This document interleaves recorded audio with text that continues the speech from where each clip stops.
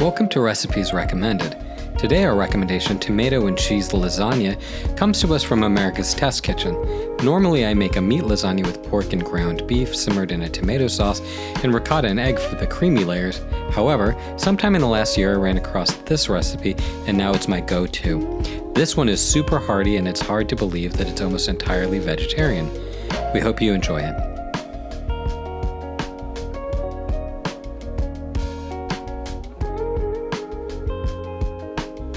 The first thing you may notice when building the cheese sauce is there's no Parmesan. Instead, Pecorino Romano takes its place along with cottage cheese and heavy cream, minced garlic, pepper, and cornstarch for body. Not an egg in sight.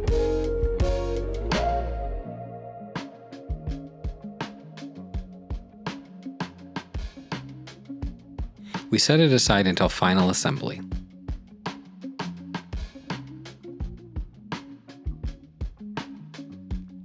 Next up is the tomato sauce. Starting with diced onion added to olive oil brought up to temp over medium-high heat, we add salt, pepper, and oregano, a big pinch of chili flake, and a small amount of sugar.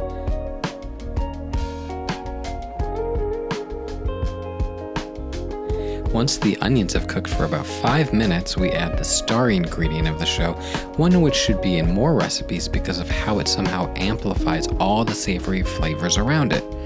Adding a few minced anchovies, which eventually melt into the sauce, take this lasagna to fancy restaurant territory. To further add to the robustness of the sauce, tomato paste, diced tomatoes, and finally crushed tomatoes, and some more Pecorino Romano finish off the ingredients for this sauce. We simmered it for about 30 minutes. While the sauce is cooking, this recipe will have you soak your lasagna noodles in hot water instead of par cooking them. I really like this method not only because it works, but you can soak the noodles in the casserole pan you'll be cooking the lasagna in later.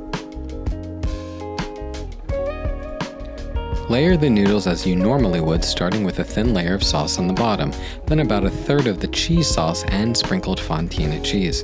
Again, a substitution where you would normally use mozzarella. Then another layer of noodles. Repeat this process until you have about 3 or 4 layers, leaving a healthy amount of cheese on top.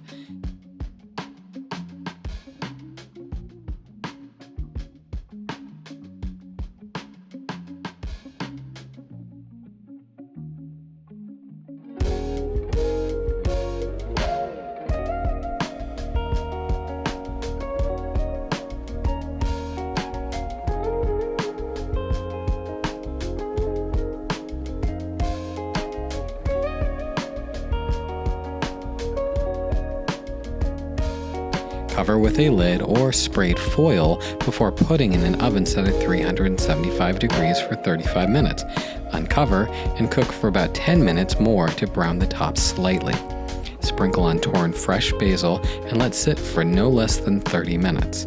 I know it's hard, but if you don't, the lasagna won't set and you'll have slices which fall apart.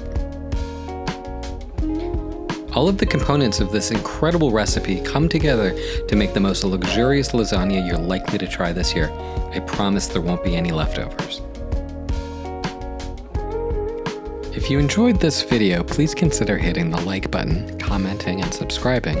We'll also be publishing a corresponding blog post with more of my thoughts and experience making this recipe. You can find that and the recipe on our website, recipesrecommended.com. Thanks for watching. And please don't forget, great minds eat alike.